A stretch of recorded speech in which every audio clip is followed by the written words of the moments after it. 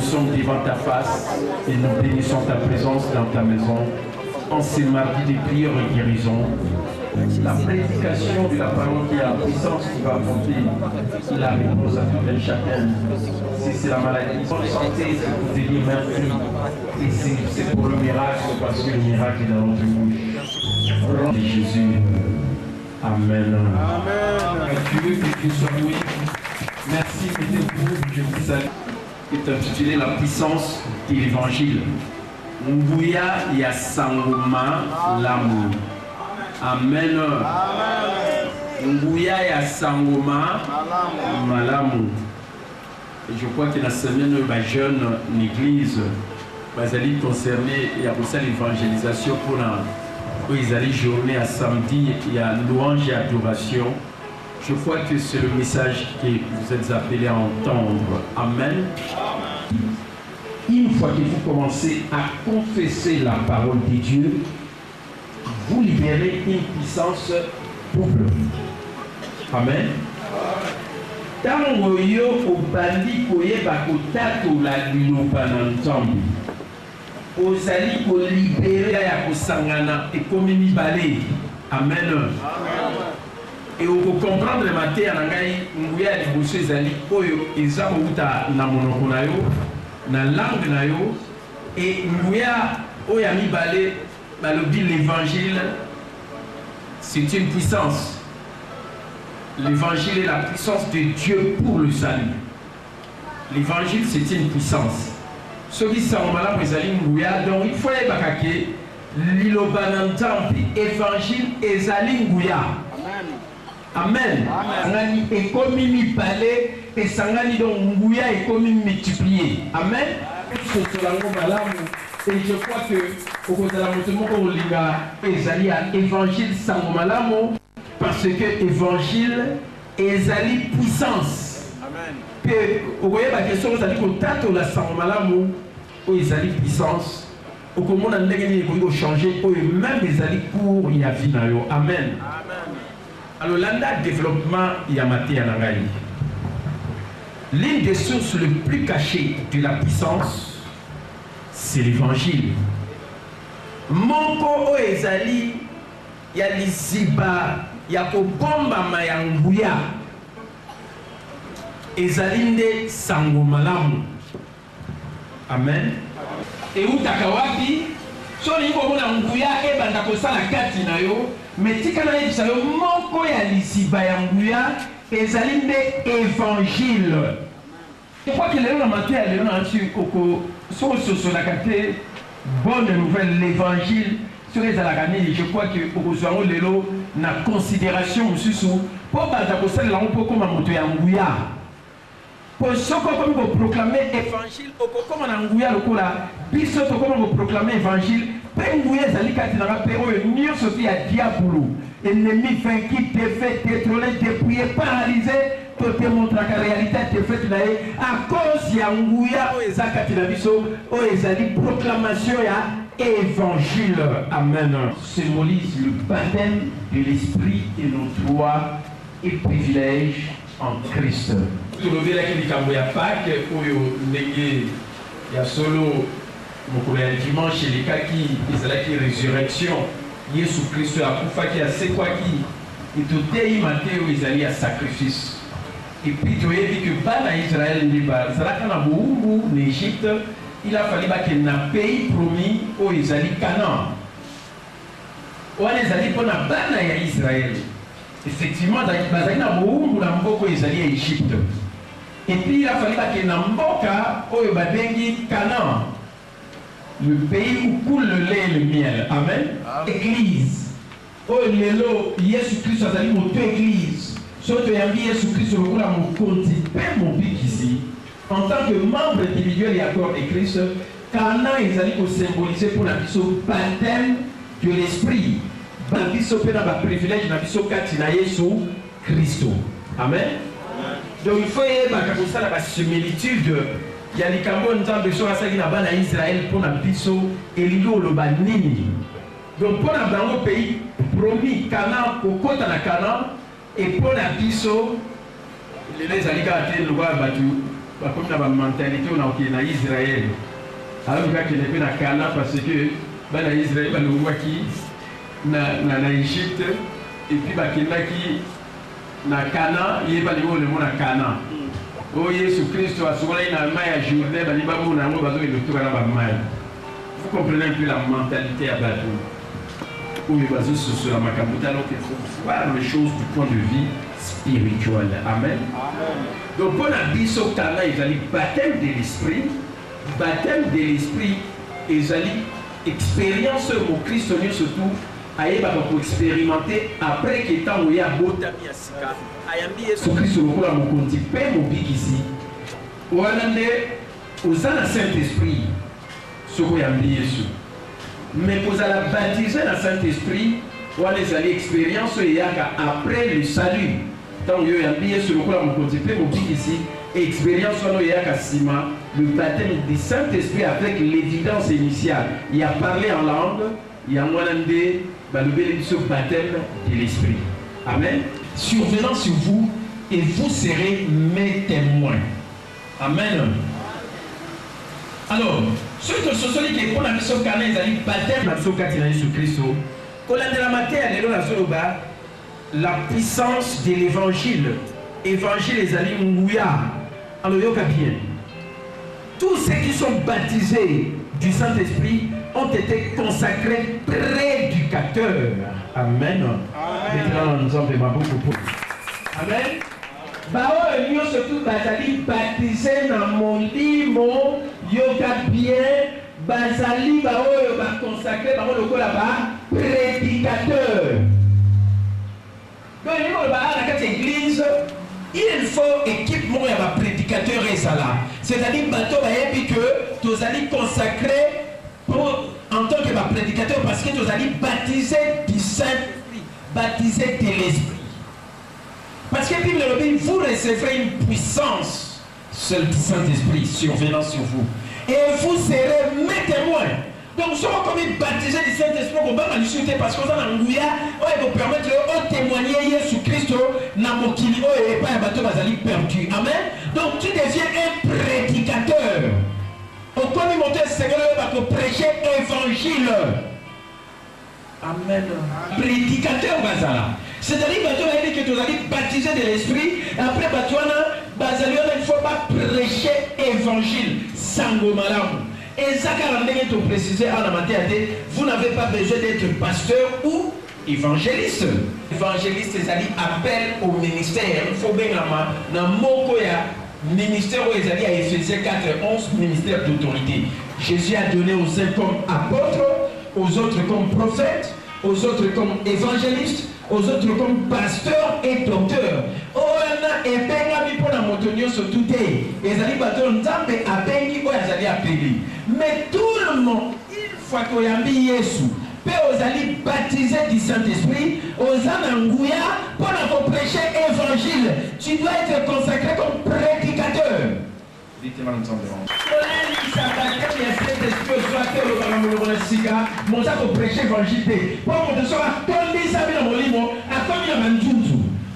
De Dieu pour le salut de quiconque croit. Amen. Est-ce que vous comprenez, Amen. Ben, le vie des pasteurs est consacré à la prédication et à l'enseignement. Parce que le pasteur a appelé dans le ministère, il y a 5 où il fallait à autorité. En tant que pasteur, on a prêché, on a prêché. En tant que pasteur, on a enseigné. On a enseigné matière sur le développement personnel. On a enseigné. Mais en tant que pasteur, on a prêché. Mais au Colombaté, que l'on a pasteur, on essaie la prêcher. Ce qui est pour y emballer sur le col à mon compte, au bic ici, au bic ça m'a expérience après. Baptême, ce que je suis à Maï, au Yambi au côté membre de la église, dans la communion fraternelle, après expérience, il y a baptême de l'esprit, soit on dit ça, mais dans mon supposons le bayango, après, on dit que aux juifs, pour témoigner, c'est qu'on comme prédicateur. Et ça, après, on va appeler dans le ministère, et ça, pour la diminution, il y a bien sous, on dit que, à ça, dans le acte 1:8 et lobby, vous recevrez une puissance, celle du Saint-Esprit, survenant chez vous, et vous serez maître. autant on a côté à terre. Tant que nous sommes sur le balcon, nous avons dit maman il était à aux hommes aux oléga. Aux hommes à dans l'hôtel à ni non. Na swinguya na kubanga te pe na kopima pe na kokende po ete na yeba kotia. Amen. Pete la mtombe maboko. Amen. Théopien. Vous devenez un explosif mystérieux parmi les hommes. Tant au commis moto, au commis pour apporter sango malamu, au comme explosif, au commis mystérieux, katina bato, bato ba ndako kamwa yo, moto au commis boendenge nini, bato ba commis ko kamwa yo, au commis moto moko, au commis ko mema makambo nzambe katina yo, pe ba mystère za kosalama, pour la dire à cause il y a évangile, parce que l'évangile c'est une puissance, et bato ba la puissance katina yo, parce que au commis ko proclamer bonne nouvelle. Amen. Amen. Là, vous prêchez l'évangile sans malamu et sans bouillard. Dites-le ensemble, ma beaucoup.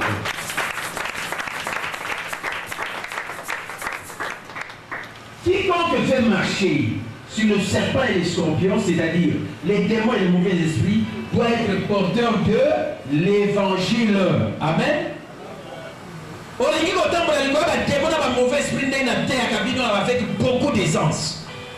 Nous marchons sur les démons, les mauvais esprits et sur toute la puissance de l'ennemi. Rien ne pourra nous nuire. Pourquoi dans le Baramongo? Parce qu'ils ont proclamé l'évangile. Tant qu'ils ont proclamé l'évangile, Bangouya si à ténèbres vous avancez à ma colonagaï. Parce que derrière il y a Satan un peu un monde à ténèbres et quand il va côté les manangotes. Amen. Proclamer l'évangile. Amen. Amen. N'a suscité qui nous arrive à avoir. Beaucoup de prédicateurs, osez la rater, pasteur à prêcher. Pasteur a consacré pour vous prêcher, puis pour vous enseigner. Mais yo, le corps est embaillé sur le corps, vous continuez mon bic ici, vous avez un livre au santo, et sur le temps de mon livre au santo, et Seigneur, il peut proclamer l'évangile. Pourquoi on a un mystère Katinayo, Katina Batu. Batu va remarquer autant qu'on annoncer l'évangile. Amen. Peut-être qu'il y a un temps où nous avons annoncé on dit bah il va y sauter. Tout ça va être étudiant, tout le temps à l'université dans le livre. Mais pendant que nous avons proclamé l'évangile, parce que tout comme on dit ça, après tout ça on démontre on est allé réalité à défaite il y a Satan, on est allé l'ennemi vaincu, défait, détrôné, déplié et paralysé sous nos pieds. Amen. Niataï dans nous sommes aujourd'hui dans le baron facilement. Niataï parce que nous avons proclamé l'évangile et sa puissance. Amen. Plus facile à la puissance. Koyeba kotato la liloba nzambe ezali nzela moko ezali facile pour nguya. Olingi kozwa nguya, konde kozwa ngwe pa nganga te, konde kozwa ngwe pa bakisi te loba batusu bazozwa pona bakisi ba nguya ya katanga za ko proclamer évangile. Okomona nguya ekomolisa makati na yo. Amen. Pe bato bakomona yango. Ça c'est la vérité. Nzela ya puissance ezali ko proclamer évangile. Monde à ténèbres ekobanga yo oya mokili ekobanga yo. Amen. Les économies tombent, le système se corrompt, mais Dieu est vivant. L'économie est comme paralysée, mais Nzambe na biso aza toujours na bo moi. Ce qui fait que tant que nous avons même dans le système, ils ont quoi, ils ont comme délabré, dépassé. Au moins, les autres, comme dans le monde de vitesse, sont ça pour s'adapter à la réalité de ma cambo, ils ont dit et comme ils dépasser les lots. Parce que toujours que dans le monde de mon corps, ils ont information, il y a vitesse, il y a rapide. Et ils ont comme dépassé. De même aussi, l'économie, la carte à mon kilo, la télévision partout, bazar au lité va faire face à la crise mondiale. L'économie et le marché va bien dire. Ma projection même est allée d'ici à 2030 hours. Ma caméra est plus pire. Et comme difficile. Parce que ma mboka soit à disposition de la période de baby booms. Oh, bah, en 1946, 1964, maintenant, bah, qui m'a bangé. Alors, mingi ba okena ba retraite et bateau na biso na ba retraite des allo ba charge pour la l'État. Et ce qui fait que l'économie vous en a des difficultés. Et tout ça c'est le monde. Mais nous devons fixer le regard n'est pas une Nzambe.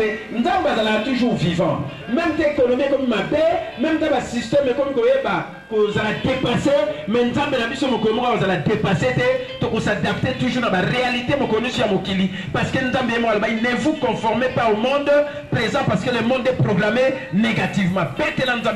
Nous sommes dans ce monde, mais nous ne sommes pas de ce monde. Oui, on va péter les Nzambe beaucoup. Toza na mokilio mais toza bato ya mokilio yo te so mokilio yo kota pasi biso toza na mokilio to mona ba pasi yana te toza na likolo nango c'est pourquoi nzamba alobi na biso toluka liboso bokonzi na nzambe na boyenge emene na ye tout le reste nous sera donné par-dessus tout donc nyonso ekopesamela biso likolo soki inflation eza na niveau bo biso oza likolo ya inflation toza likolo ya makambo nyonso tu ya bapasi amen. Est-ce que ça a monté pour la zone d'Imabare Mawana? Dès la zone proclamer l'évangile, oh et sa puissance, Nandi Pengouya, les gens vous allez communiquer pas une parce que la parole de Dieu est loin à jamais reçoit. Amen. Il faut enseigner aux gens le chemin du salut. Dieu a toujours été prêt pour confirmer sa parole. Et c'est que côté a toujours nous là où ils allaient à l'opico. D'ailleurs, ça dit un message à mon aîné, où ils ont la carte de la Bible, ils ont un message à salut. So, il y a un sous moto, il y a solo, au pays de la Macamondambe, au thé évangile, message à l'épousser, c'est que le thé à Batou, où ils allaient au pico. Moto a eu la c'est que l'habit qui s'amène. Il n'y a de salut à aucun autre si ce n'est qu'en Jésus-Christ. Le pico, c'est qu'en a Jésus Christ, et ça n'a mon suscité. Et ça quand on a Jésus Christ c'est que le moto ayamba le kula mokonzi pe mobikisi. Amen. Et 14 racines ya salut. Moka ya salut ya bamba et ça la racine ba misisa. Oh ce que est ango oyeba que l'évangile est la puissance, c'est une puissance de Dieu pour le salut. C'est une prospérité ça pour la prospérité là, c'est protection ça pour la protection biloko wana nyoso tout. Amen. C'est ce qui est dit dans ce passage biblique, il y a Psaume chapitre 8, dans verset 10 à 11. Tout le temps, tout le passage biblique, voilà, pour être tout ce cela, pour yango et le la biso. Psaume chapitre 8, remettez, ok, verset 10 à 11. Pardon. Permettez. Donc, tu as un passage, Psaume 8, peut-être le Psaume chapitre où je suis à moi. Mais ce qui est important, Dieu a toujours été prêt pour confirmer sa parole. Parce que le dit dans Jérémie, chapitre 1er, verset 12, il veille sur sa parole pour la confirmer. Il veille sur sa parole pour l'accomplir. Pour la voyer beaucoup qui savent. Amen. Sauf que je suis quand même dans Jérémie chapitre 1er verset 12. Si Dieu confirme sa parole, alors, et Seigneur Dieu que il est temps d'ouvrir votre bouche et de bâtir votre niveau de puissance en proclamant l'évangile. Si vous avez dit que nous avons confirmé qu'il y a Amen. Si vous avez dit que nous avons confirmé qu'il y a Ezali. Donc, il y a et c'est que mon okono est fondamentalement ou utiliser langue na yo, ou utiliser mon okonayo. Et le kola nzamba lobi na passage biblique wana.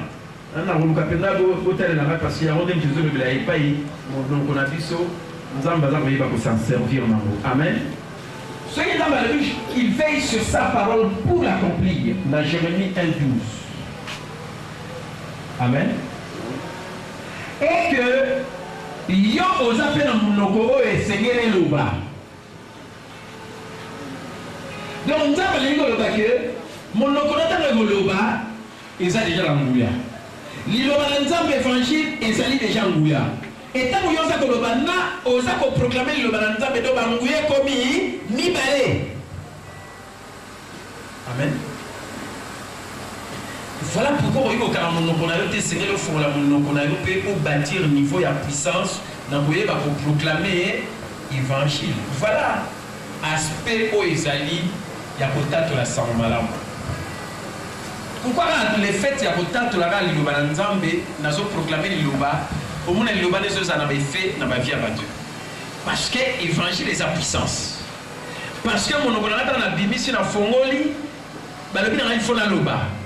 Mais ce qu'on a ça koloba nini naza koloba siko liloba oyo ngana yebi na maniolaki na yekolaki après au lieu de loba n'importe quel liloba na juste siko liloba ezali évangile tant naza ko proclamer évangile car ya moko eza puissance et mon on appelle tant naza koloba balobi na biso ce que tu dis c'est ce qui s'accomplira donc oh poso ba na monongono eza pe nguya ba nguya bi balé sali nini sangani iko memane ni explosion. Il faut même un changement dans la vie à mon tour. Voilà pourquoi au yéga dans l'église, nous avons maté à boué, si vous avez maté à l'évangile des puissances, vous communiquer aux puissances. Et si vous avez le baron et surtout si vous avez proclamé l'évangile dans mon et comme une double puissance.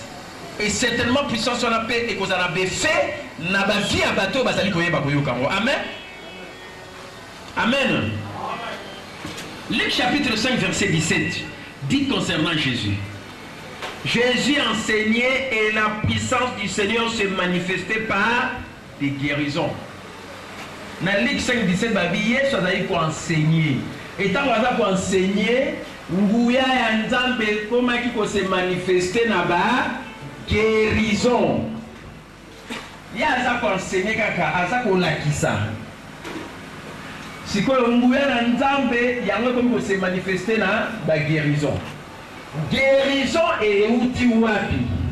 Eza ko uta na oyo ezali proclamation enseignement ya liloba. Après ndenge Yesu azali koloba. Akangaki monokote bandaki koloba.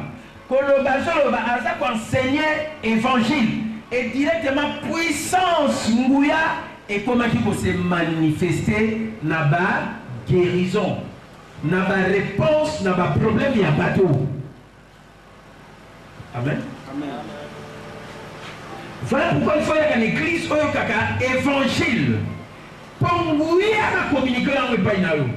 Et surtout que mon père a proclamé évangile, le gars n'a pas côté n'a pas proclamé évangile. Et naza koloba mwana monoko na ngai na wana zoloba na nguya ya évangile nyonso mibale sangani il fait même explosion la vie là ce qu'on dit était dans ça. Ceux qui proclament l'évangile sont toujours puissamment protégés. Amen. Amen. Et ils sont particulièrement défendus parce qu'ils ont des chaussures surnaturelles comme la Bible le dit dans Éphésiens 6, 16. Amen. Yo na bien. Baoyo bate ya sango malamu ne nazote ya sango malamu boyi. Nazo proclamer évangile. Nalobi ko proclamer évangile ezaka pasteur te. Yo soso ya bi Yesu lokola mokonzi pe mobiki ici. Soko komi baptisé de l'esprit avec l'évidence du Saint-Esprit. Na ndenge Bible lobi vous recevrez une puissance, celle du Saint-Esprit sur vous. Sauf que Yosali baptisé du Saint-Esprit parce qu'il n'y a pas Jésus-Christ. Et c'est comme un prédicateur, prédicatrice, il y a évangile sans malamu. Mais avantage à monter à proclamer sans malamu. Sauf comme il faut proclamer évangile, on va toujours protéger, puissamment protéger. Amen. Le ministère à la catégorie, c'est la continent. 7e année. Dès que la terre a évangile, évangile va nous protéger, peut protéger parce que l'évangile est sa puissance. Donc maintenant je dois dans ma camamabé, avec ma flèche, et je suis protégé parce que je proclame l'évangile. Je suis prédicateur surtout, un prédicateur de la foi. Prédicateur il y a condiment. Parce que nous avons proclamé l'évangile les Angouya. Ils ont détruit déjà au niveau de la ténèbres. Et directement, nous avons protégé, on a appelé la protection ensemble. Amen.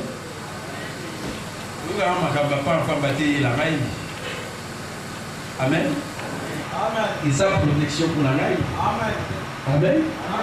Les choses proclamer l'évangile comme il faut. Il va nous avoir la protection ensemble. Vous en avez parce que vous avez dit que sango malamu ko ezanguya. Le ko ezanguya directement dans va protéger gagner. Non, la protection est à Eloni. Amen. Et ça même la chose quand vous l'avez dit, la protection dans parce que la terre à son malade. Et ça n'a pas été fait, il a dit que et pas il a salué la protection à terre à son malade. Donc on a so croire. Mais l'homme a fait pour ça parce que environnement dans les alliés de l'environnement à protéger parce que je proclame l'évangile. Il y a personne qui a la protection en Zambie. Banda Kota là, Sango Malamu, comme la protection en Zambie.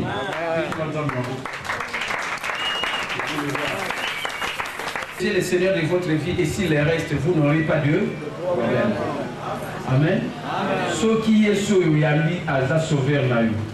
Mais soit comme mon continent Seigneur, Péatika la toujours Seigneur na yo, au soit pas problème 17 ans on a été un problème exact parce que je fais de Jésus le Seigneur de ma vie. Parce qu'on proclame l'évangile, on sait déjà la protection. Il y a un Zambé. On a la protection garantie, après ça pour proclamer parce que tu es prédicateur de l'évangile, de la parole de Dieu. Amen. Amen. J'avais un problème parce qu'il a proclamé l'évangile. Ça, je vous dis la vérité. Si vous avez un problème, le bas est connu ma mais ceux qui sont proclamés l'évangile, n'est la terre. Pardon, pour nous avoir un problème exact parce que l'évangile est sa puissance. Et directement quand nous proclamons, nous avons la protection ensemble. Et ça garantit. Amen. Est-ce que cela n'a pas malade? Et puis, Osa fait particulièrement défendu parce que Osa Kotambo dans la chaussure surnaturelle. Amen. T'as vu la chaussure surnaturelle, il nous le banni. Tu as dit que les armes de notre combat, la terre, la terre, combat de la foi. Nous combattons les bons combats de la foi, nous combattons le diable. Diable est sur sa bétail. Même ta Bible dit nous n'avons pas lutté contre la chair et le sang, mais contre les dominations, les autorités, les peuples de ce monde détenus, les esprits méchants, que je suis déjà vaincu. Nous n'avons pas combattu, mais nous combattons les dominations. Mais oh, yes, ici, allons là. Donc, nous avons l'exaton dans ma tête. Nous avons ici, nous avons privilège. Amen. Et na kati Ephésiens 6 soana ba ekope sa biso ba arme de notre combat on a te abino lati sama na ba ebundeli na yo ya molimo za na compréhension malamu ya lino banantambe yesu aza justice na yo yeba que e o balobi o lati na makolo na yo sapatu pour annoncer évangile ya paix. Amen. Donc quand on s'en là, na lati sapatu naturel aux hommes là, mais nous on a sapatu moko surnaturel. Donc dans la zone tambola boye, même to check ici, na niati en et ça na iloté. Même to check là ma peine nzela et ko ça na ngate. Même tata mso check li kulumo na kota te lo bon aussi mbangai. Parce que ma kolona ngai na lati ezali chaussure surnaturelle. Peut-être nzabe ma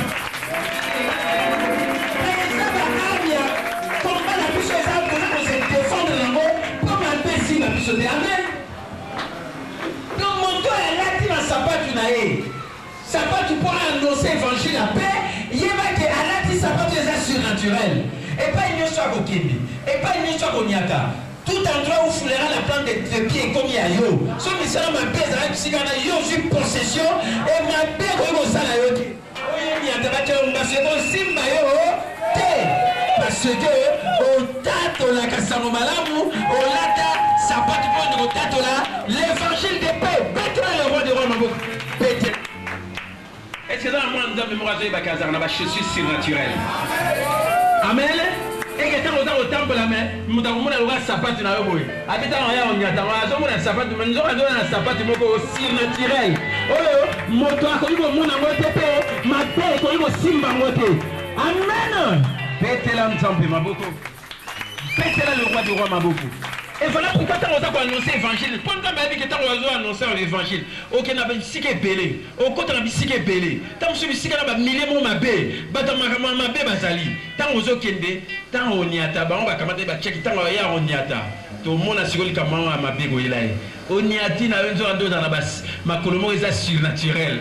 Nous avons dit qu'on a annoncé l'évangile au côté. Il faut salon ma pété. Amen. Nous enseigne aujourd'hui, c'est très très important. Amen. Et vous avez des chaussures surnaturelles avec lesquelles vous marchez sur toute la puissance de l'ennemi et rien d'autre. Rien. Le bas. Mettez-là le roi du roi Maboko. Rien ne pourra te lui. Et là, comment on m'a bête, on Simbayo.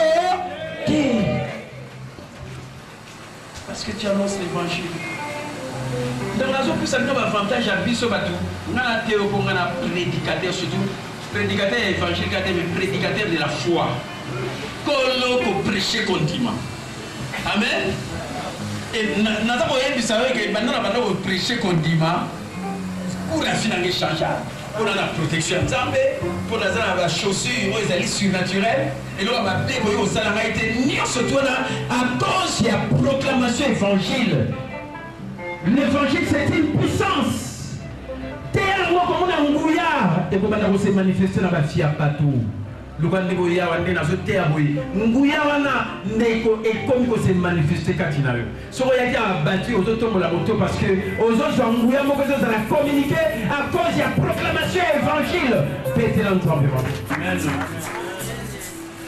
Lorsque vous rencontrez des gens qui se plaignent de l'économie mondiale, dites-leur que nous n'avons pas de problèmes financiers dans notre église, selon Malachie chapitre 3, verset 10 à 12. Car les portes de l'enfer ne prévaudront point contre l'église en ces temps de la fin. Amen. C'est comme l'économie est comme une presse.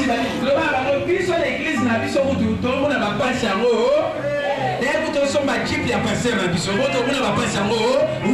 C'est que nous avons la puissance de prendre la puissance de l'économie à Mokili, même si on n'a pas passé, puisque on n'a pas passionné. Tous à Mokili, mais tous à Mokili, c'est ça la vérité. C'est ça le roman. Amen. Tous à l'économie à Mokili, il y a un moment mais puisque au moment où tu as commencé à faire ma camouté, dans un moment de crise contre la Mokili, puisque tu as commencé à ma camouté. Amen. Le gars d'église n'a pas de ça avec un ami.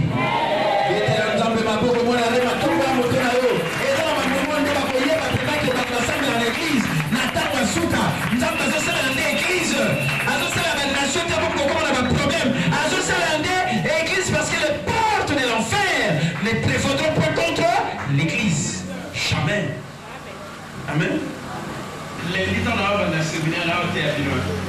Dans le moment de la crise économique, dans le moment de la récession, ils ont un moment où l'entrepreneur va ressusciter. Bateau va payer déjà ma propre affaire. On aime ressusciter par rapport à bateau, va employer dans la ligne. Parce que on va comme un entrepreneur. Dans le moment de la crise, on aime s'en sortir. Dans le moment de la récession, on aime réussir. Parce qu'il a dit que dans créer une entreprise, on a pas parce que ce système généré un bongo et un bongo ma père richesse c'est pas un bateau mon sous mon témoin il va bloquer la santé parce que yo moko sa PDG il y a propre entreprise là yo donc yo moko grâce à les akati na yo et loko ya yo il va limiter et kufa amen amen c'est ça la vérité. Les gens qui réussissent pendant la récession à bateau ba comme ba entrepreneur la ère autopromie dans les ère de l'entrepreneuriat. Donc, sur la zone, on a zone, on va battre. À partir de lundi, vendredi, on va développer une mentalité d'entrepreneur. La crise, on va projeter dans le boulot. La crise, on va résoudre dans le bateau, la commune, l'entrepreneur. Oh, il y a un comme ça, on va aider le microcrédit pour permettre le bateau. Pas comme on a notre propre affaire parce que le bateau va avoir notre propre affaire on va assurer croissance et l'économie même dans la Katiamouka. Amen. Il y a un orgaman des Okama. Il faut une faillite. Hein? Orgaman, go orgaman. Foué faillite. Et c'est quand même. Il y aura ici quand même. Est-ce que vous dites, bah, regardez, vous mettez la carte en couvert. Vous comprenez les papiers dans ce théâtre, non? Dans l'économie, c'est dans l'information, mais surtout à la page. Orgaman, je vais dire orgaman. Parce que c'est un nez retombé en faillite. Parce que la relation, Nicolas, ça va déjà ma propre affaire dans Bango. N'a adaptation à la situation économique pour le moment. Voilà pourquoi il faut comme entrepreneur. Le voilà comme entrepreneur paie déjà ma propre affaire. Mais orgaman est quoi, il va en faillite. Yo on mon numéro. Oh également je t'ai trouvé ça monsieur vous ça va tout pour moi mais ça va courir. Parce que dans le système moko, comment on est na terre les systèmes dépassés. Sont les autres comme la période nous sommes battus comprendre les thèmes de la Bible, les fils d'Isaac ont discerné les temps. Sont ça ont discerné le temps tout ça na kala, ndeko comment dépasser payer marambozo sala et aussi basuté. Amen. Voilà pourquoi ça même dans faire les lots. Tout n'a pas besoin. Il y a un lundi, il y a un séminaire dans cette église. Pour l'école des affaires, vous n'êtes pas dans développement en maquette. Il y a un séminaire dans l'église pour fond moment. Pour s'adapter à la réalité du moment. La société, il y a un organe de Kamani. Combien de bateaux dans la société? Amen. Vous avez un sabre comme un chômeur. Vous comprenez, les gars? Comme un chômeur. Alors, oui, bateau, on a un économiste. États-Unis d'Amérique, et pas rater peut-être le terrorisme, bien que Bangladesh, Tamazalaka, tu vas comment nous avons la disposition pour le terrorisme. Mais le problème, il y a un monnaie de l'État-Unis, Ali, bateau va en compte à la retraite. D'un autre côté, il y a une génération à payer pour nous. Oh, bah, de 1946 à 1960, il faut l'État aussi supporter Bango. Mais ce que l'État a moyen de supporter Bango. Amen. Donc, il y a tout un danger, un grand problème social. Et dans le c'est tout un problème social pour et surtout. C'est pourquoi on dit que la terre, comment on paie déjà ma propre affaire. Même dans la société, on est calami, on a une bombe, on peut se marier comme entrepreneur, la crise est liboso, et qu'on s'importe pas, on a discerner tant, on a pu enseignement, on a besoin. Amen. Amen. En tout cas, semaine où il voyage pour la vie. Oui, c'est la même bateau, nous sommes là au salle, on va faire ça en retraite. Nous sommes tous licenciés, on va vie ici là. On va faire des choses.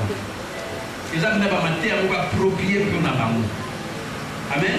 Tout ça, ça va se faire après la fin du monde. Mais non, parce qu'il y a eu ma camouflage. So il y a des gens qui ont été dans toute la vie. Et on ne sait pas où c'est pas au Canada. C'est là où tu vis dans le pays. Mais oh, yo, on a compris son matin. On tombe dans le monde. Dans le salon, on a un salon, on a un salon. Oh, yo, on soit école comme on aussi ça vit nos bien. Dans le Bible, la Bible, le bien Abraham était vieux, il était avancé en âge, et Dieu l'a béni en toutes choses. Donc il a dit qu'il y a des hypothèses.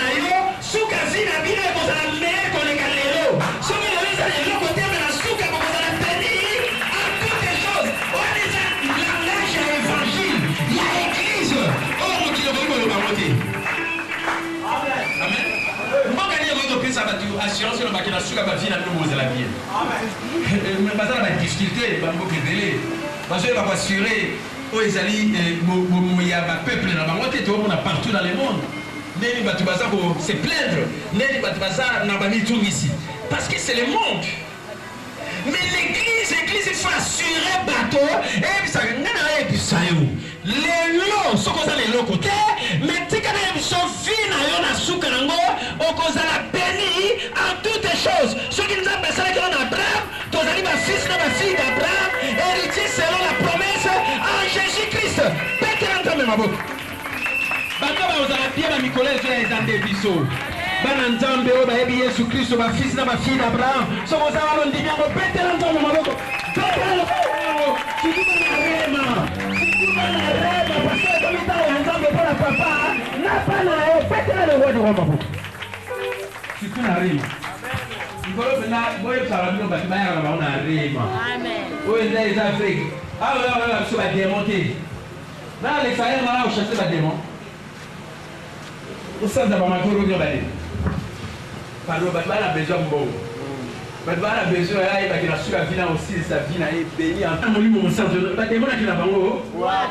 Amen. On a besoin de la terre bien, on tombe la moto nangai, on a fini dans les ala bien. So économie na mokili ko beba, mais ngai na ba période na vie na aux ala, malamu la société zo kanama. La pisi un exemple au gamin. Quand on a quand on te doit laisser quand même. Quand ça bateau ba loin misara muna. Bati ka wala ba ba mater na wa tombe la moto. Kuna so azara employé vina ye mobimba mais tant va mater na comme PDG à ma propre entreprise. Amen. PDG à propre entreprise na yo. Mais là na ye biango ya ngona ndena zote ya mikolo. Amen. Yango na te ya prise na sagesse ezali makama nzambe. Et banda na kolo na Abraham le tout premier entrepreneur. Amen. Hors de l'évangile, l'humanité est sans espoir. Mon kilo, ceux qui évangile les athées, les ânes à Amen. Amen. Et ça n'a pas passé. Vous avez les mots qui les connaissent. Parce que nous sommes fans de nous, on a pas de cela, on va pour tous les gens. T'as le baba ici, vous n'avez pas éclair. Vous comprenez comment c'est mondé? Malgré Oni et Zali, et même maintenant on peut qui n'y a dit. Amen. Donc, le monde est programmé négativement. C'est pourquoi l'espoir ne peut venir que dans l'église, en proclamant l'évangile qui est la puissance de Dieu pour le salut de quiconque. Mettez l'ensemble, ma vous.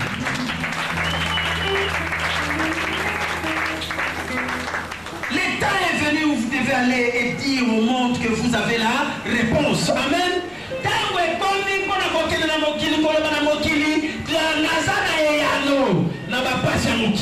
Parce que nous avons Jésus-Christ, parce que Jésus est la réponse à tout. Amen. Hier, la réponse à Makambo, Nyoso. Des riches qu'il était, s'est fait pauvre, afin que par sa pauvreté nous soyons enrichis. Est-ce qu'on a dit à madame? Le monde entier chemine et attend la manifestation du Fils de Dieu. Mon qui les a collés là. Mais à cause de la manifestation à Banana, Nzambe, les fils et les filles de Dieu, ma fils et ma fille d'Abraham, héritier selon la promesse en Jésus-Christ, Baza cause la yo mwana Nzambe, et pas y batamokili Baza cause la kola la te proclamé, évangile tombe à mito bateau. Amen. Ça, je vous dis la vérité. Vous allez impressionner tellement que vous avez la Bible le Romains 12, 2. Ne vous conformez pas au monde présent, mais soyez transformés par le renouvellement de. Le monde est programmé négativement, très négativement. Quand tu vas sur l'est, tu as la news. Le monde a la tension. Ah, na où tu garages, na baba. Ah, celui qui est RCA, Centrafrique, vous comprenez un peu ce que ce monde est. Ça ne peut pas apporter la paix malgré que l'on y est là. Les gens doivent regarder à la croix, là où il y a les princes de la paix, qui nous donnent la paix que le monde ne peut pas donner, c'est Jésus-Christ. Amen. Amen. Écoutez, nous sommes ses fils. Là, et notre temps de manifestation est là. Mokili est commis à coller là. Ils en ont besoin de manifestation à ma fils, à ma fille de Dieu. Esaïo, comme ils m'ont pas embatté. Amen. Va passer à Mokili, Esaïoté, parce que Yosa unique en ton genre. Oyamba Jésus-Christ, tu es dans ce monde, mais tu n'es pas de ce monde. Amen. Ça, c'est la vérité. Et la langue, c'est un tueur et un destructeur rapide. Ne laissez pas votre langue vous infliger des fléaux dans votre vie. La lèpre de Myriam était une malédiction venue de Dieu. Et c'était une auto-malédiction parce que sa bouche murmura. Et c'est de cette manière que les gens reconnaissent l'onction qui est dans l'homme de Dieu. Amen. Et votre langue a de la puissance au-dedans d'elle. Amen. matin il y a zotière na banda nyom bandakala peut-être yo ici mayo kamadi nazo ba langue na yo balobi la vie et la mort sont au pouvoir de la langue. Bomoina kufa eza na nguya ya langue. Langue. Ah? Lolemo. O ezo di mana lolemo na yo. Amen. Na kufa na bomoi eza na lolemo na yo. Ya yo. Donc lolemo na yo, langue na yo eza nguya mobimba. Oye ko iko pesa bomoi, kompe ko iko pesa kufa. Là dans la vie, et là il faut y fossile. Langue na yo eko iko pesa bomoi, kompe ko iko pesa kufa. Celui qui l'aime en mangera les fruits. Yo moko pona. C'est pourquoi mon okona yo langue na yo kolobaka makambo mabete parce que tant que zo ba makambo mabe, makambo ne ko la destruction pona yo moko. Amen. Amen. Amen. Tu dois veiller sur ta bouche. Par tes paroles, tu seras justifié. Et par tes paroles, tu seras condamné. Bible me te le dit. Normalement, on allait justifier. Normalement, on allait condamner. Sauf si les autres ont gâté qui ont le bakama, frenga na kolo bama bete. Sauf que les autres bama bete na zaki sika ko yina ngai. Comme on a passé des points à la négativité. Et on a la négativité. La médiocrité dans les carottes parce que la Bible a bloqué les alliés à excellence parce que excellence, mon nom est le bagage excellent. Et le bagage m'a pas bien. Et le bagage jamais m'a pas paix. On n'a jamais la boule non. Non, on va vous ça beaucoup. Non, on le va voter. Donc comme ça beaucoup on a sali pour la pour la. Là pour ça pas bien la sali. Mais on telle la moto, on telle la autorité. Mais dans ça on a voté avec le pas bon là. Non, c'est la moto qui a pas le bon sabino. Non. Et franchement les autres qui a pas le bon sabino. On va prendre le bagage bien pour la vie.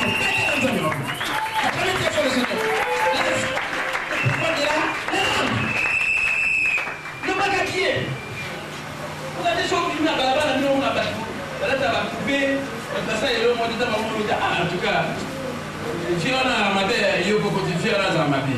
On va murmurer. On va murmurer dans la tamalunga. Oui, nous avons le bago, si on murmurer contre Gaïa, on souffrit. On va venir les prendre que Myriam à Zouaka. Amen. Vous avez un message pour la vie à pasteur Batbaye Barayote. Même l'église ne bâtit pas sur Barayote. Pour la ligne, on va tout simplement dire Myriam, Bataoye Bateke, Moïse a allé au Nzambabenga. Azam Moussa Nzambe, même ta Batara Poulou Tunaye, mais Keba, la moto Nzambe, Babenga. Donc, on va vous dire que vous allez prendre la famille sur le temps de vous allez comme Mikangate. Nous avons dit que nous allons ouais, il faut sauter les canaux. Nous n'avons pas de problème. Nous n'avons pas de problème. Amen. Amen. Nous n'avons pas de problème. Amen. Au dimanche, Myriam. Est-ce que tu es là? Au dimanche, Myriam. Myriam, on va murmurer. Nous allons y battre le moto en Nzambe à Benga. Nous allons y battre la famille de Israël. Mais tant on l'a payé, si on a dit que nous avons fait ça, tant on a payé, on n'a pas battu. Il a fallu qu'on ait une décision, on a équipé sur la ligne ici. Amen. Mais si on a une quitter, il y a un son, on a pour la ligne, parce que le capitaine est né. D'ailleurs, il y a un qui est né, on a besoin. Ça l'erreur. Pardon, ça là erreur voilà. Bon, je vais dire on va munir le bon était na va pas monsieur tamsu ko yo lo bango bi ba lo bango. Ah yo to bango lo ni pardon. Comme kawote ko murmurete ba murmurakate. Amen. Ba murmurakate parce que la vie et la mort sont au pouvoir de la langue. Kebaka ko lo ba mapena moto ko yo lo ba mapete. Surtout quand on a remandé que voilà la lipambo, ils sont tellement ailleurs, ils sont maté. Et puis on a pensé dans le mot que tu m'as maté. Qu'est-ce mutuana alinyiyo ozwali kama alinyipa limsa lipamboli nayo yenda hoeba nate ya bino bana edi naza sûr na vraiment eza ntango ya bénédiction na bino yango mikolo nga mona te ya bino na mpona tombola bino na mitu bozala na likolo bozala sûr na babénédiction na bino amen. Amen. Ne trouve pas les devoirs de soutenir les pasteurs qui doivent être désintéressés. Les pasteurs doivent servir Dieu en donnant priorité aux fidèles. Donner priorité aux fidèles, même dans le numéro 1. Peut-être que vous me rappelez. Mais voilà, les gens vont récupérer. Et c'est pourquoi il faut vous saisir le temps de la Bible et la bénédiction. Quand vous avez prévenir, pour ça, vous devez continuer à être Maria sera lèpre. La mort. Et pas il pas mourir dans le temps il va murmurer. Ce gars vous demande de murmurer pour la mort et puis pour le sale. D'ailleurs vous devez écouter bandélité. Vous écoutez ces bandélés. Vous savez que c'est ça il est bandé. Vous savez pas bien belé. Vous savez pas bien belé. Vous me la terre bien ma prospérité pour pas moi mais mini collègue. Ça va pas moi mais oh. Mettez le temps. C'est un site, personne ne va pas pour la passer dans mon yamabé. Bon, si on a dit beaucoup à prospérer, beaucoup à la bongo, et comme il faut 15, fois 20, fois 30, il y a un peu de temps. Pourtant, on va pas la manière, est-ce que vous va pas la chuter? On va pas la chuter avec dimension, on va pas la main. On va pas la chuter avec dimension, on va pas la main.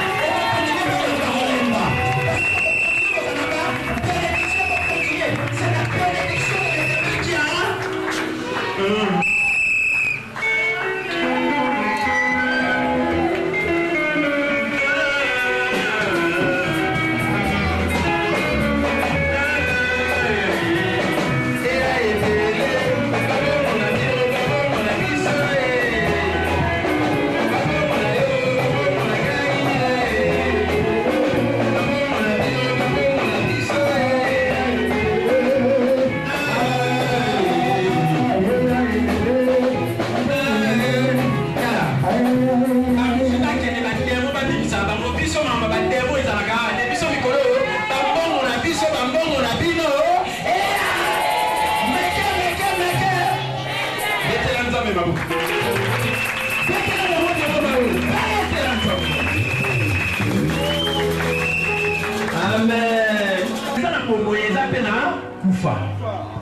Mais on a vraiment toujours bien.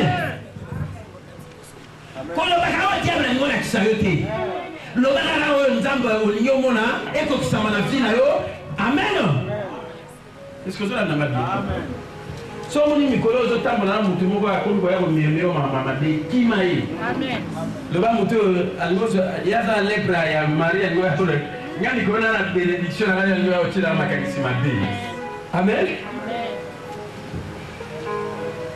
Batebele so ba yibo ba balikunya ba mitema wapi. Ah chao makanisi mabé. Ndio ngo pambo la passer na dima. Bon ça moi pas tu me souviens de Mathia. Mais ça qui est l'église, pas ça va passer. Ouais, écoutez ça, il va aller. N'est pas la rassurée, mais on t'a bien va mater à beaucoup pas pour la main. Si vous avez $10,000, comme vous avez alors que vous avez $1,000. Vous avez ça qui au combien va 10 000, est-ce que vous pas pour la sous-pasteur? Amen. Pour moi, le objectif, nous avons beau pas pour la matinée à mini, peut vous la conscience peut que tu pas pour la main parce que tu as passé dans ça, tu as bien. Donc pourquoi tu vas dans la bénédiction ça? Peut vous continuer au salaire, pour te prospérer dans la âme, te prospérer dans le dos. Bon, est-ce que tu prospérer en matériel financier? Mettez la nzambe ma beaucoup patron. Oh, tu sais où t'es pas battu, où t'es pas nzambe, c'est la bénédiction de l'Éternel. Et je vous dis la lona, nuage est tombé. Tiens, le bas ma pata. Mikolo ga on na ndembu les zones qui nego ma pata. Le bas ndega izo sa abui. Ndega comme on no kaka abui. Boya on est zonoka. Oh, zonoka mikolo yo. Dans le zonoka, na pena c'est la bénédiction. Dans le zonoka, na c'est la bénédiction. Sonia to continuer là. Vous connaissez vos songs. Le besoin songs là ma bénédiction là matériel là financier au monde. Parce que la jambe ma beaucoup. Parce que dans combien de temps la chaise de comme si on s'est comme une bénédiction matériel là financier.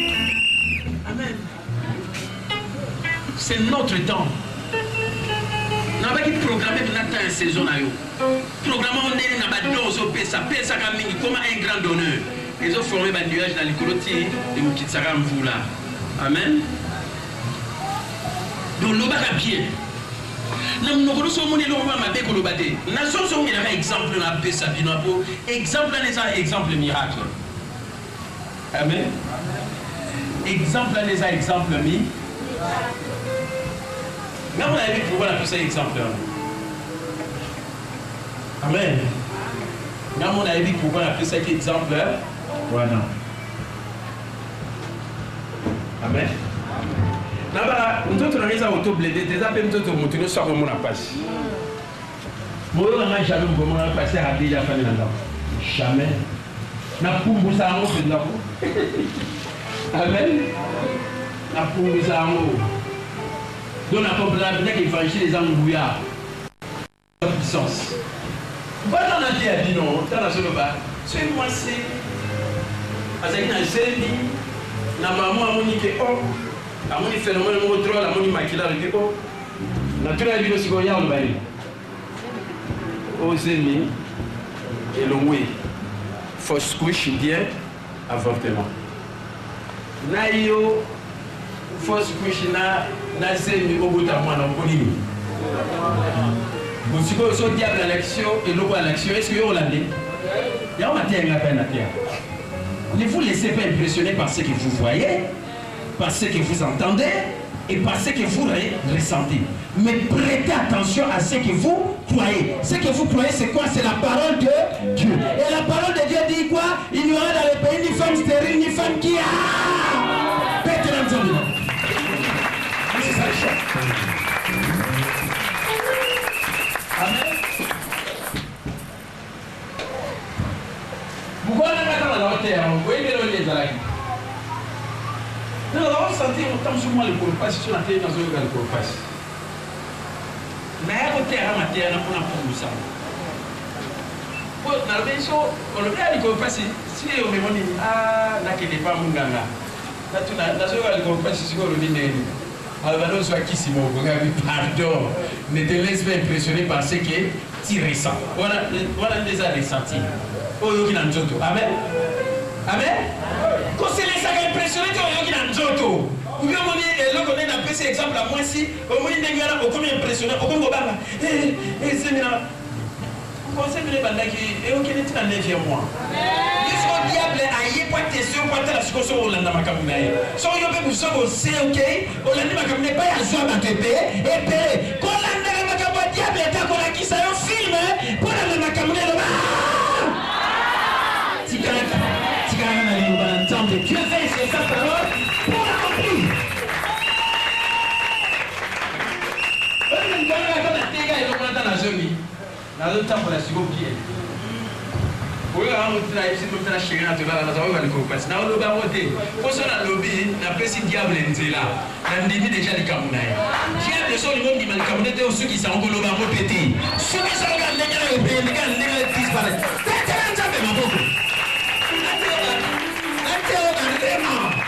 Les choses spirituelles.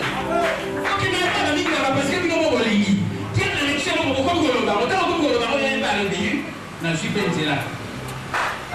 avons dit, amen. Pour qu'elle soit au kanisa, barrement, nous au kanisa, munganga. Les institutions dans la munganga, dans la docteur, dans l'état docteur, dans le. Pardon. Les plus grands médecins à terre de dimanche, c'est Christ. Quand aux autres sont maquillés, Jésus-Christ, c'est lui le plus grand médecin. Amen. Alors, quand on dit à nous autres, nourriture, il est, ils sont liés au bératé. Au bératé, jamais on a se pété dans le monde. C'est là. Maman, vous avez bien mangé la terre. Vous avez maman, vous avez fait. Diable kwa tala siko so réagir ndenge so ndimi likamuna ina mbamoko aux yeux amour ndega bi Paul ndenge Job albadi ce que j'ai cru c'est ce qui m'arrive ce que j'ai réduit c'est ce qui m'a directement fait diable à côté mais so on néglige le bien monté a zone mieux que l'autre on n'a pas si mon yo poso qui pas monté yo comme le baran du baran nzambe ils ont vendu là-bas, je suis diable, mais il y a quand même la foi, dirigez ce que l'on va yo, l'oba. On ne peut pas tout cela. Quoi qui m'a? Pour me mettre dans terrain à conduire. Mais si on me met dans terrain à yo, il y a un raisonnement. On peut raisonner et pas reçoit. Est-ce que l'ami a malade? Amen. Amen. Peut-être ça fait. Yo, on a un évangile. Dans une civilisation, c'est évangile, on est la terre. On a la protection, on a la protection pour évangile la puissance, c'est un bouillard. Et quand ils ont la maladie, on a besoin d'obéir. Dans la salle de 17 ans, on va passer à la vérité. Pour la proclamer, évangile la puissance.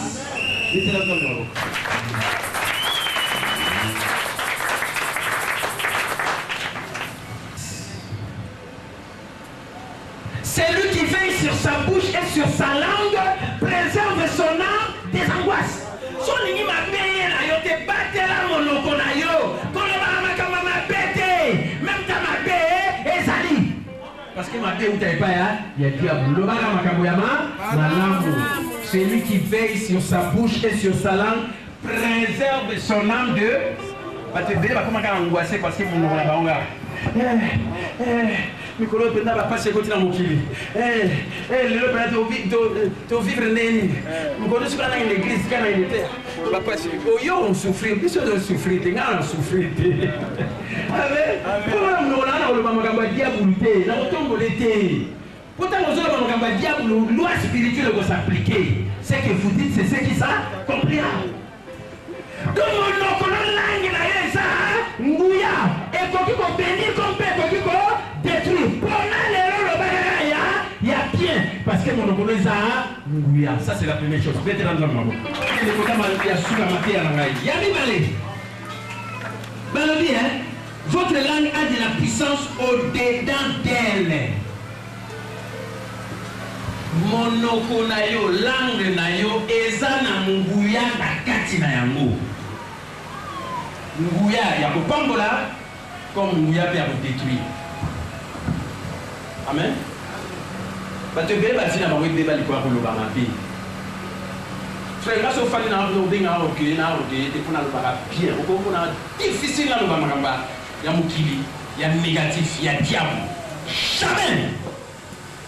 Parce que langue na yo na kati nango eza na nguya ya lipamboli kompe il y a il y a bénédiction comme PA, malédiction.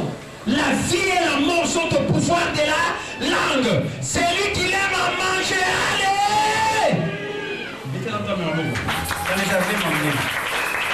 vie et la mort sont au pouvoir de la langue. Langue. Oh, dis-moi l'amour. Oui, mais ça va te dire, mon kilo. Tout vivre maintenant, il y a un bas de vous. So comment vivre là, toi? Le gars va comme un style à vie, naïo. Dès la terre, on a l'aime. Mais on ne compte un style à vie, n'a pas monté sur nous. Léo à la fin du go, la porte à la porte, on a bimé. Ce qu'on a sur là, maman, tout cas, amené le pain. Parce que, en tout cas, tu as côté, tu as pour malade, depuis, il s'est dit 10 ans, avant que tu aies au quota. Comme ça, 5 ans, je crois, les 4 ans. Banda to quota est 10 ans, bateau à côté pour nous. Courant va sur pas une abysso. Et le roi va sur on ne peut pas une abysso. Tu vas même sur la facture. Bien, ce que vous dites, c'est ce qui ça. Pétez l'entendre, mais beaucoup. Son fils n'a changé, bien. Comment mais c'est tout le monde était. Zala il n'est qu'en ton genre. Tu n'es pas n'importe qui. Tu as de l'enfant aux yeux de Dieu. Amen. So bati muso bazo kufa et moi le bâté yo peut faut kufa. Yo so yo ga maté que minimum la vie de ça 70 ans. On dit comme nango au Canada 80. Moko comme ça 80 on dit au Kenya 120 personnes on dit que neti mokolo au kotonda. Pété l'ensemble maman. La vie et la mort sont au pouvoir de la langue. Langue les angouya.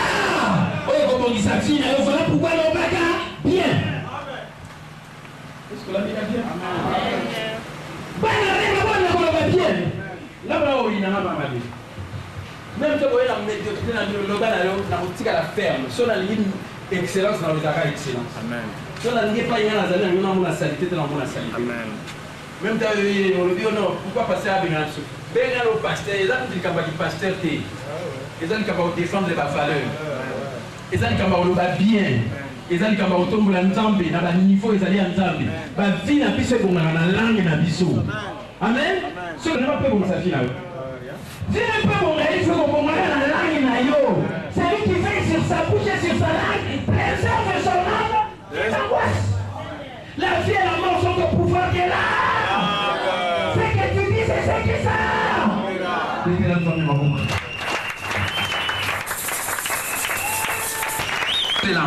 Et la puissance de Dieu se mélange avec la puissance de la langue.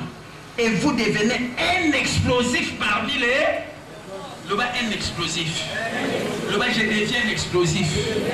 Je deviens surnaturel parmi les hommes.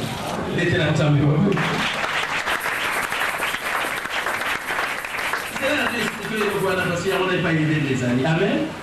Les chrétiens qui ont la bouche fermée sont des perdants. Les chrétiens silencieux demeurent des victimes éternelles. Si vous n'êtes pas un proclamateur de la vérité, personne ne saura que vous êtes vivant. Il est temps d'utiliser pleinement la puissance de Dieu disponible pour nous. Levez-vous et faites connaître au diable qu'il n'a pas de prise sur vos vies.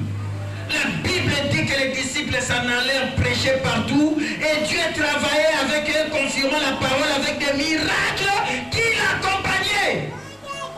Amen. Pas à craindre. Amen. Dieu n'a rien à confirmer tant que l'homme ne déclare rien.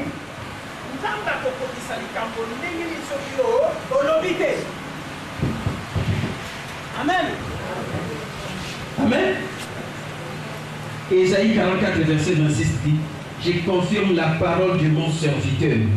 Nazo kokisa maloba ya musali na ngai menga na ba musali ya nzambe tango nazoloba maloba nazoloba ezo kokisa maladi na bino so nazoloba boyeke nzambe azopouvoir na bapension na bino tolandela bosi na ye na nkombo nyonso au nom de Jésus recevez la bénédiction. Mettez l'entonnement. La prospérité, la bonne santé et une longue vie. Nazomi le loko yosiko pour saisir ngai matia na suba. Il faut y en avoir qui.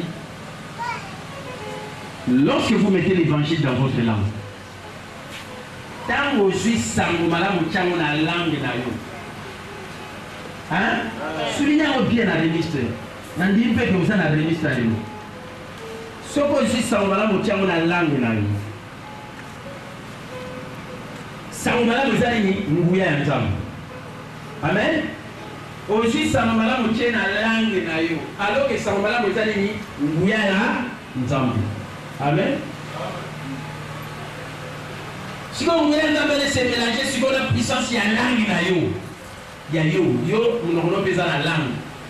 Langue, nous n'avons langue. Ils appellent un nguya. La vie et la mort sont au pouvoir de la langue. Et mi balé, on a ce qui s'engage comme explosif parmi. Comme miraculé parmi bateau. Comme surnaturel parmi bateau. Comme monté à la mystère parmi. Est-ce que vous comprenez? Amen. Il y aura bien. Il va y avoir ce qui ça. Dans la question bien, nous avons ezali ouya langue na yo. Amen. La vie et la mort sont au pouvoir de la langue. Langue na yo ezanguya. So les filles na yo bunga, bungi sango na langue na yo.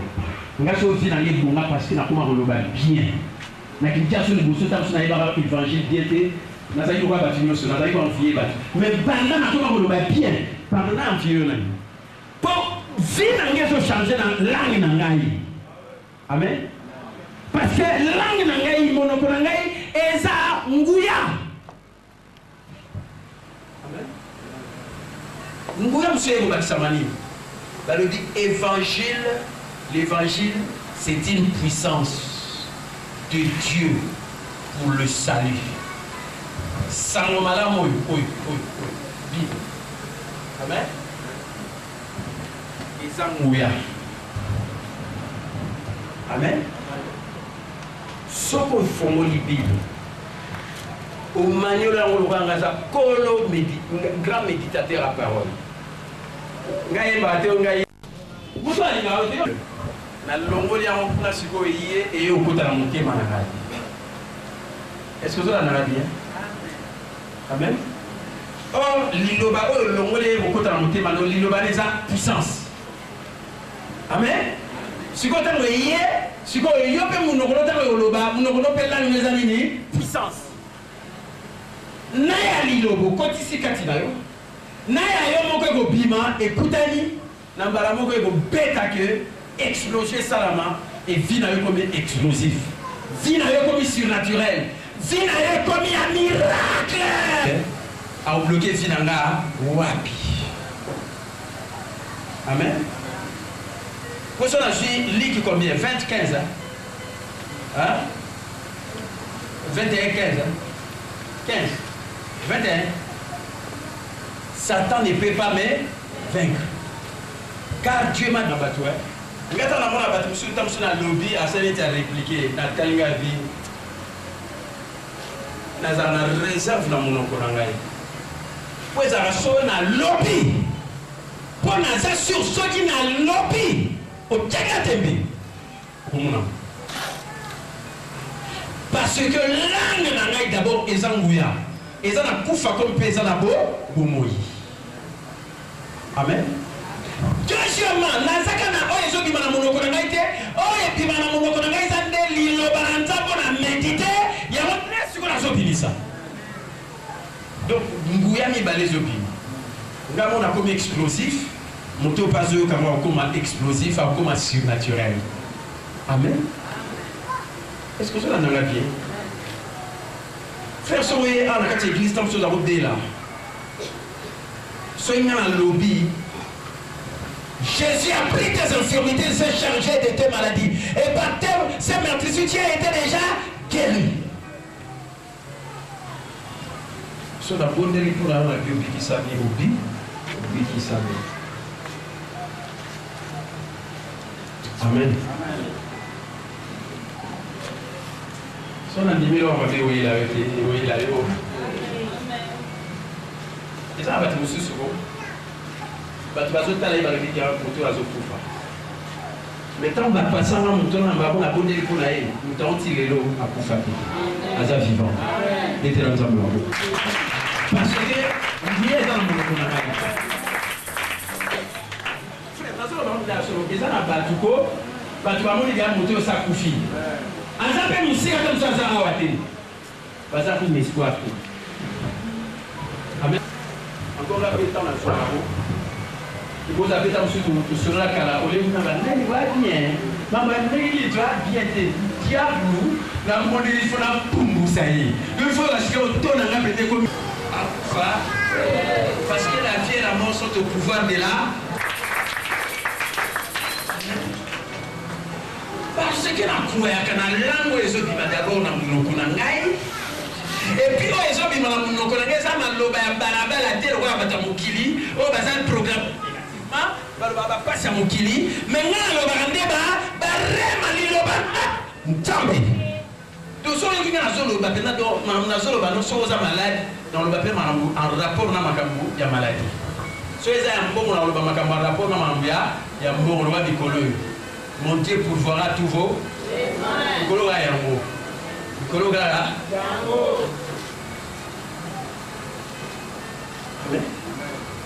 Donc double ngouya, le bas double ngouya, le bas double ngouya, le bas malhonnête ne va pas passer la double ngouya.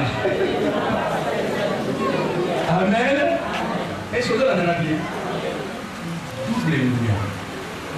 So la vie au kufa au kufa. On doit faire la carte la vidéo de et pas la vidéo où dans kufa la zaki. C'est la parole.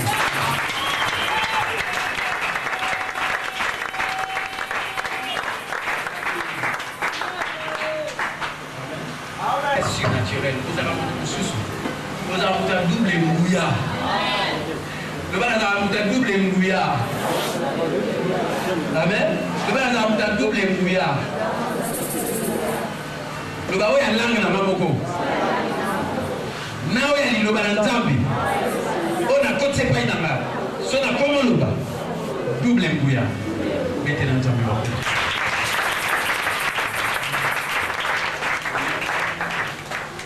Amen. Mais je suis ce que Dieu dit que je suis. Nazali on tamba lobi nazali. Nakosala on tamba lobi nakosala. Nakoswa on tamba lobi nakoswa. Nazako mimo na lokwa ndamba somo na ngai. Kati na Yesu. Kati na Yesu. Nazana vie. Nazana mouvement. Nazali. Hey! Tala batusu. Bakamisaki. Nabunga. Nani nga? Hey! Nazali. La double mouya. Bete la tamba.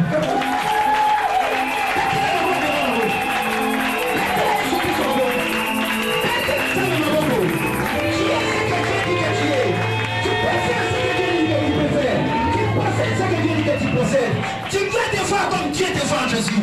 Tu n'es pas n'importe qui.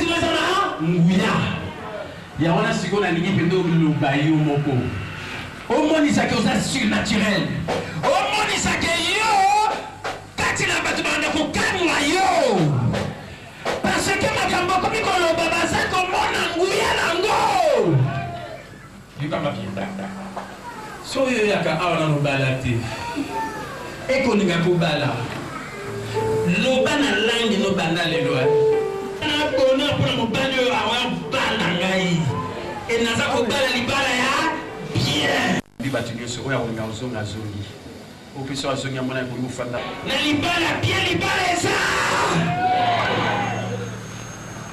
moto na moto siko ba domaine na yo sans avoir la classe biologique classe sur lobby le bana qui dans sa classe n'a passé déjà classe langue na yo lo ba déjà réussite na yo langue na yo lo ba déjà ezali ya malamu po na yo et kamata li lo ba nzambe bakisa wana li lo ba nzambe lobi tu as les succès c'est alors que tu auras les succès dans toutes tes entreprises on a succès parce que maniera ka li lo ba nzambe jour et nuit.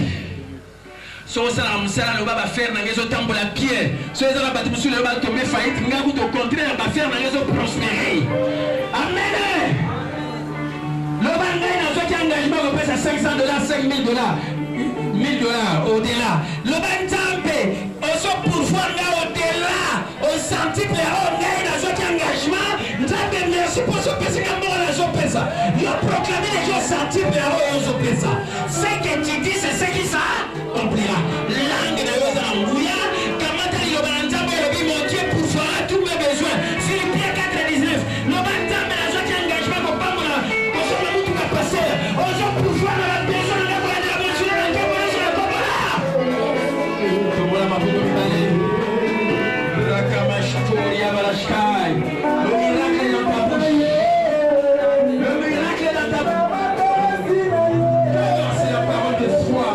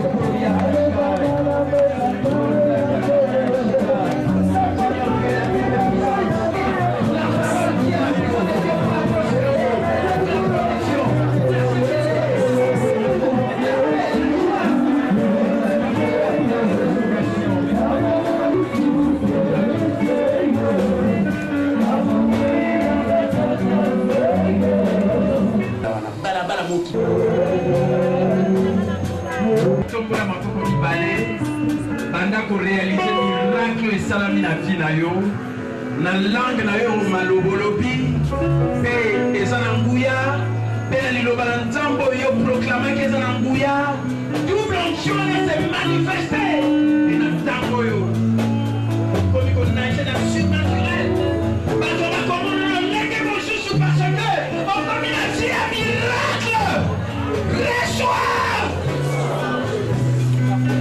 makambo eza kobongwana na faveur na yo makambo ekomi kotosa mpo na ntina na yo urakamashikori ya balashika urekeleshkai shodorokori ya balashika alléluia. Je veille sur sa parole pour l'accomplir. Dans le pays, une femme stérile, une femme qui avance. J'écarterai la maladie du milieu de vous. Je vous ferai prospérer dans le long jour. Alléluia. Alléluia. Mon oncle a le lot chamo formé le basu makama bete go détruire vie na yo.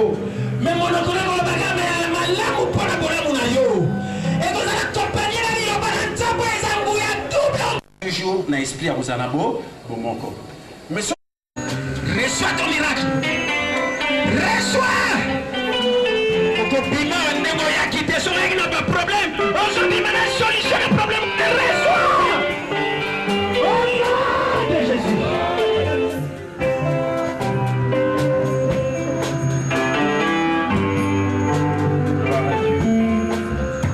Tombola mabuku. Pité ya mabe. Ola barasu ya batoto basolo ba ya mabe. Ola ngarasu batula ba négativité. Parce que le monde est programmé négativement. Et tu es dans ce monde, tu n'es pas de ce monde. Langue na Zangouya. L'inobana Nzamba qu'on proclamer Zangouya, toute l'onction. Banda ko vivre en haut. Banda ko vivre en haut. Banda ko vivre en haut. Pour Takamashka. Alléluia. Alléluia. Le miracle est dans ta bouche. Et dans ton cœur, c'est la parole de foi. C'est la parole de foi. Nateya na lebi bato bakanga munoko bataka silencieux bataka ba perdant. Mais bato balo bakaba bataka ba gagnant. Comment monter Koloba? Loba ta bien. Proclame l'évangile. Okokoma motanguya reçois. Ndengaka na solo babona ta motanguya yo pokoloba. Okokanga motanguya okoloba. Ouvre ta bouche. Le miracle se passera maintenant. Ouvre ta bouche. Shondoroko yabarashika. Borakaka mashko yabarashika. Mais vous savez, dans la vitrine, il y a même un message. Il y a même un caméra qui concerné. Vous avez dit que ça y perdant. Il faut qu'on ait gagnant. Il faut le bagarre. Il faut le bagarre. C'est ce qui s'accomplit. Borakaka mashko yabarashika. Shokondoroko yabarashika. Gagnant. Mais les gens qui ne parlent pas. Borakaka mashka. Ceux nous avons le bâtiment. Le miracle est dans ta bouche. Le miracle est dans ta bouche et dans ton cœur.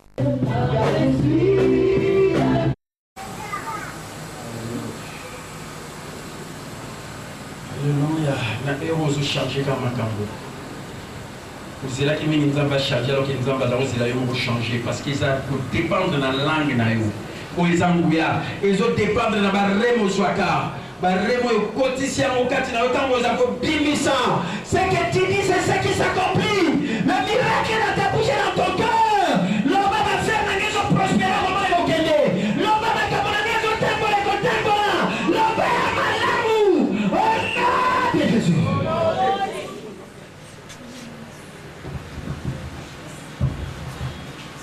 Pour la prière, nous sommes dans la distraction. Nous sommes dans la réunion des prières et guérison. Tu dois chercher à ce que ta vie change.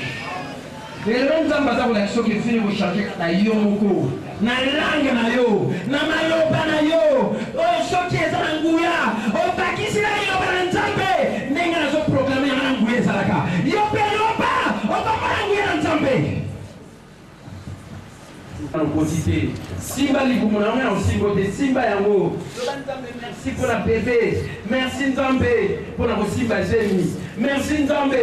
Oko Simba, Machoko Simba, Mwana. Le pouvoir de la langue.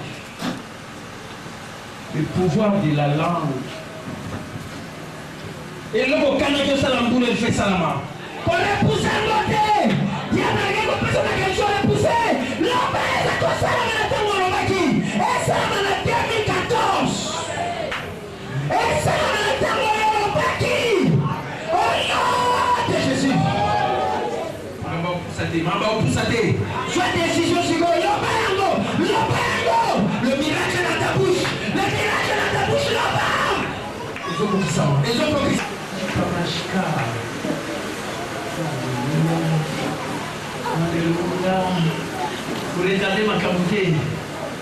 kozwa ki décision ça la boulot ça yango Ikampiko Loba kotika te ko l'acheter ne lâchez pas ton projet persévérer tu vas prendre possession là où tu seras tu vas régner roi dans la vie parmi seuls ouais les gars vont abandonner de vous sommes les locaux là oh les gars vont abandonner ils sont les salango Y'a des gars qui découragent les gars qui tika Kamaishka Shundurukuri Abarashika Shokunduri Abarashika Vinaweza miracle yomoko Eza langi na yopoza na nguya Vinaweza yomoko eza langi na yopoza na nguya Soko bakisha wali loba na nzambo eza évangile puissance double puissance double onction reçois le miracle reçois le miracle Merci à le bien au pona yo yo m'appelle le bango na monoko na yo la maison ça na pula yo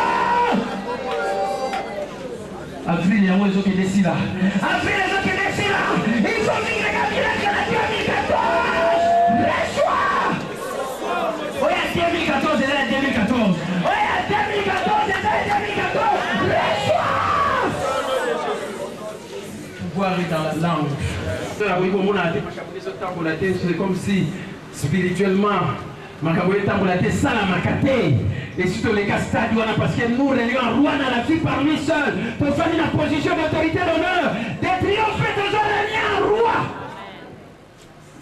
Nantoto na yoko iko sana maladie oh nous sommes dans maladie infirmité la mort urgente jusqu'à la racine oh non de Jésus les maladies infirmité nous fait disparaître le Plus jamais tu peux être malade. Plus jamais l'infirmité ne peut te tenir. Plus jamais ce qui est du diable ne peut te tenir. Au nom de Jésus. Nous avons la prospérité matérielle et financière. Kopesa na yo za komemela yo les fongwama. Kopesa na yo ezo sala mapata. Au côté de saison la prospérité matérielle et financière. Bande ko besoin. Vous en avez trois. Vous en avez droit, vous en avez droit. C'est pourquoi je proclame que mon Dieu pourvoit à tous vos besoins selon sa richesse de gloire en Jésus-Christ, le nom de Jésus. Recevez le miracle. Recevez le miracle. Kamashka. Continuez pour le bas, continuez pour le bas. Continuez pour le bas, continuez pour le bas, continuez pour le bas, Loba pena makasi. Loba yaka kimotazo loba. Change kura fina yo moko. Change kura fina yo moko loba yo lingi nzamba sala. Nzamba kosala gaso yo lobi. Nzamba za kosala ndenge yo soloba. Nzamba za kosala ndenge yo soloba. Nzamba za kosala ndenge yo soloba. Nzamba za kosala ndenge yo soloba. Aza kosala ndenge yo soloba. Reçois ton miracle.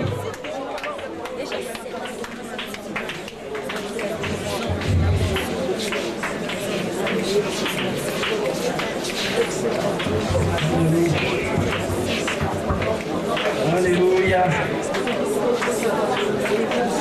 Dieu confirme la parole de son serviteur. Nzambazo kokisa maloba na ngai. O ngala zoloba pa kokisa na vina yo ka oyo zoloba. O zoloba ni loba pona tina na vina yo. Yo makoloba. Kuna vina weza kushanja na maloba na lange na yo. Rema loba loba bozoloba te bozoloba te. Bozoloba ya kokanga. Loba penza ya koloba. Loba yokana. Nini tango bonde la keyokanaka. Meta bozoloba na loba. Le miracle dans ta bouche. Et dans ton cœur c'est la parole de foi. Proclamez. Loba olingiza bakokisa. Loba olingiza bakokisa. Loba olingiza bakokisa. Loba. Loba lokanga. Kanga. Loba bakasi. Loba bakasi.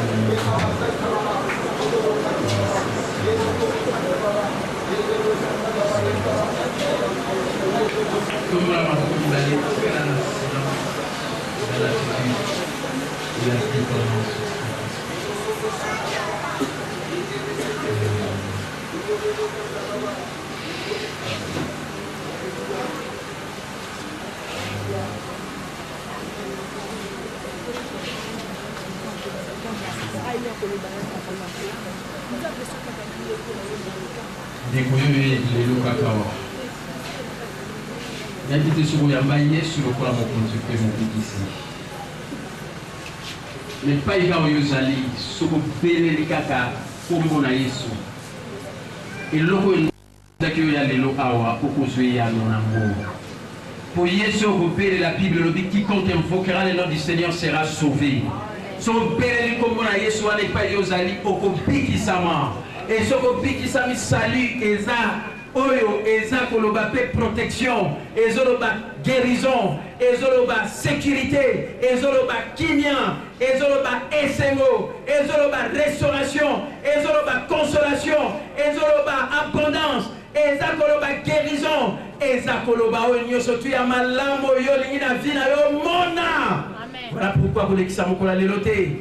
Ce qui est dans le yamba, c'était belle et pas Jésus. Au comme un miracle peut se passer. Parce que Bible dit, si tu confesses de ta bouche le Seigneur Jésus, si tu crois dans ton cœur que Dieu l'a ressuscité dans le monde, tu seras sauvé. Quiconque invoquera le nom du Seigneur sera sauvé. Ce que belle comme on a eu son petit c'est le salut. Salut avec comme la prospérité, comme la protection, comme la union, c'est à l'amour. Reçois cela.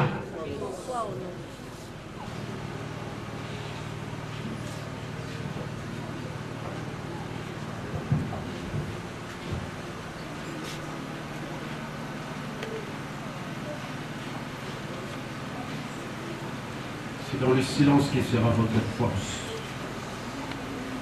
Cassez vous dans le silence. Silence est sur contrôle de la situation nyoso. Et là, comme vous avez échappé les alliés sur terre. Nyoso est dans le contrôle. Ce qui m'a dit pour contrôler, mais les sucres, on attend, on a contrôler nyoso. Parce que le miracle est dans